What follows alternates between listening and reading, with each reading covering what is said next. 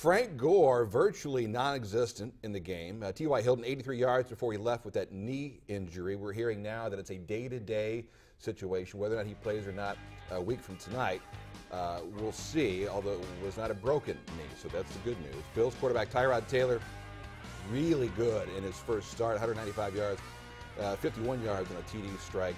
What sticks out in your mind as you look back at that? I mean, is Tyrod Taylor on an MVP path now? Or what? Well, to be honest with you, he played a steady game. I didn't think he did anything that was phenomenal or outstanding. He didn't make any mistakes, though. Right, he didn't make any mistakes. He didn't turn the ball over, right. And that was the biggest key. But you look at those numbers, 14 and 19, 51 of those 195 yards came on one play. Right. The touchdown pass to Percy Harvin, obviously that's a big play.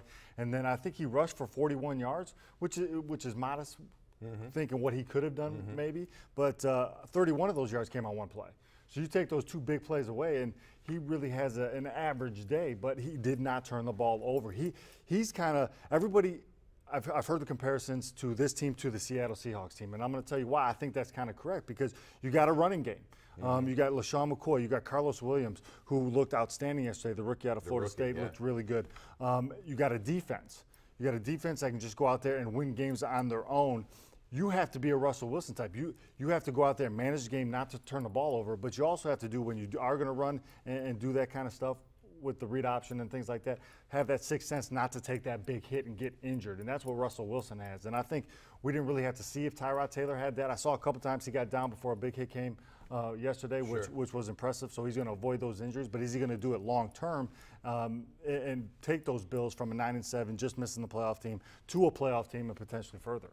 I thought in many ways the first drive kind of crystallized how the rest of the game was going to go. Especially you get that 20, 30-yard pass to Dwayne Allen for the touchdown. That's brought back by a Khaled Holmes penalty.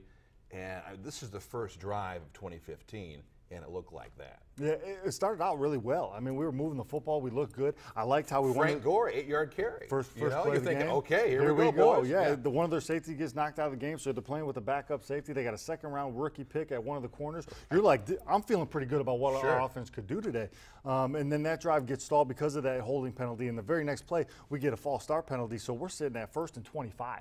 It's hard to overcome penalties and turnovers in the NFL, especially against a defense like that. I thought to be in this game, to win this game, we needed to win first and second down.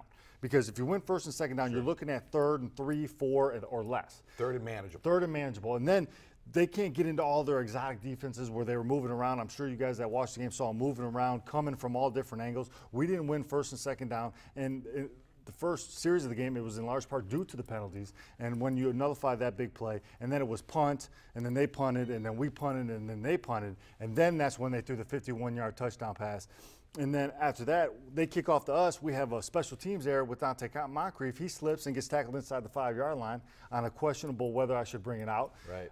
We can't do anything on offense. We got to punt it back to them. They drive down, kick a field goal. So now it's 10-0. Okay, we're not still in it. We didn't do what we wanted to do, but we're okay. And then we come down, we miss a field goal, give them great field position, and then they score before halftime on a drive where they looked like they were okay settling for a field goal. You know, they run Carlos Williams up the middle. Yeah. We don't do a good job of our gap scheme up front, and then linebackers didn't make the tackle. He runs for a touchdown. It's 17-0. They get the ball coming out of the second half. Boom, it's 24-0, and then you can't come back on a defense like that. 24-0. It's a tough road to hoe after that. Gore, we kind of knew he was going to have limited carries in that game. Pitch count, that was the phrase everybody was using last week. Only 8 carries. Yeah. Were you surprised by that? I mean, the way the game played out, you got to start throwing the ball in the second half anyway. So that added to that. But just 8 carries for a guy like Frank Gore, I thought it was a little light. Yeah, I agree. I thought it was a little light. I thought he did a really good job in pass protection when we did throw the ball. But there were stretches there where we threw the ball many times in a row without trying to hand it off. And I thought we could have utilized him more. But again, they were bringing people. They were coming. 3-step drops. You could tell we were just a little bit off in our pass protection at times. That's why we got those holding penalties early. I felt like our receivers didn't do a big strength of our team. Our receivers didn't do a great job of getting off press coverage or getting separation from the man-to-man coverage versus single safety. We couldn't get down the field. The one time we tried to go down the field, they intercept the ball. You know, the second-round pick intercepts the ball, and then that's led to the 51-yard touchdown pass. So just things that I thought that we would have been really good at, especially against a team like that. I was saying, go ahead and blitz. Go ahead and come after me. Give me one-on-one with T.Y. and Andre and Dante. And I thought Phillip did a good job catching the ball, not so much in special teams returning kicks. But we were going to get big plays all over the field, and it didn't happen. I mean, the Colts spent a lot of money in the offseason on the offense. Was it money well spent at this point? I don't know.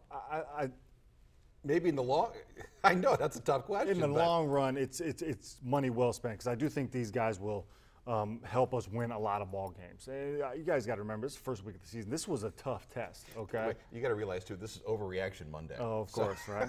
Overreaction. We're talking fans off the cliff here. See, this is like a therapy session for crying out loud. This is why all the teams I was on, if we would lose a game or something like that, we would lock the doors. Don't let anybody in because you're going to start hearing from here and here and here. Well, you know, this wasn't good, this wasn't good. Well, what about our defensive line? I thought our defensive line played great. You know, all those rookies. Henry Anderson was all over the field. I was going to say, Anderson was tremendous. David Perry, he didn't really show up, but I saw him do some good things up front. Kendall Langford showed up really early. Yeah. He made a lot of money in the offseason with the contract from us. He showed up really early, had a couple tackles for loss. Didn't really show up later on in the game, but there was things that surprised me. You know, Darius Butler, he got beat on the long touchdown pass to Percy Harvin. He also got beat on a couple inside routes. Right. You know, one out route to the Colts sideline for a first down. That was a big play. Vontae Davis only targeted a couple times. Well, so that is solid. A holdover from last year. He was solid. So. And you just watch him on plays, and it's almost like he studies. He knows the game so well. He knows his opponent so well that he knows what kind of route he's going to run, and he's always in the right place. Like I saw Sammy Watkins at times. He could have ran a post and would have beat Vontae, but Vontae knew the way he was stemming that he was going to come back outside to the corner, and he was there waiting for him.